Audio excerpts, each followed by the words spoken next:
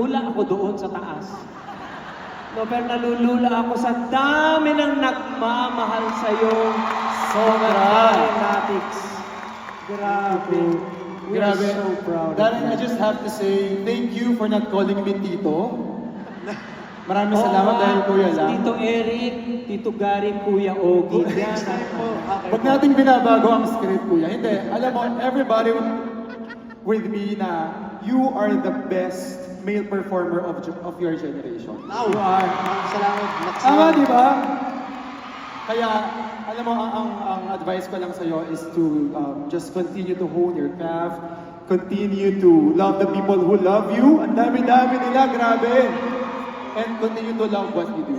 And you will go places even more. Maraming salamat po. Congratulations. Thank you so much. Ako gusto ko paglaki ko. Nakakatawa yun? Gusto ko maging katulad mo, Darren. You're such a good person. You're so humble. You're so hardworking. Napakasipag mo nito. Napaka-generous.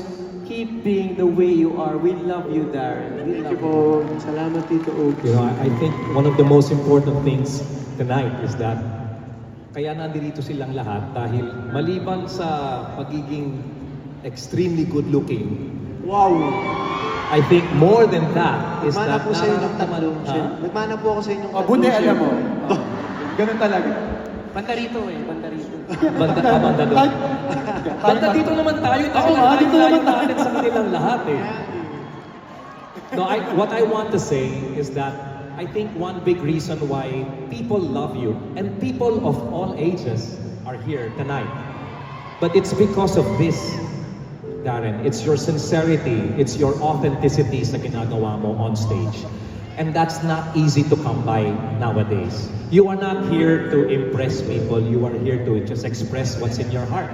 At parang nadadama nilang lahat yan.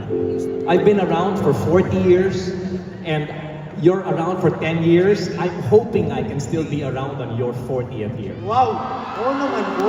Because you're still going to be strong, if not even stronger than you are today. Thank you po. So Maraming proud of salamat. you talaga. Thank you po. Really means so much. I would have never imagined again na, syempre, I'd be on the stage with all three of you. It means so much. Maraming salamat po ulit from the bottom of my heart for saying yes to being a part of my 10 years, for celebrating it with me here tonight. Thank you po. Okay. You're very, Congrats, very Darren. welcome. Congratulations. Salamat po. Ayan, Araneta! Once again, give it up for Mr. Eric Santos. Thank you! Mr. Augie Alcacid, and Mr. Gary Valenciano. Maraming salamat po. Thank you guys.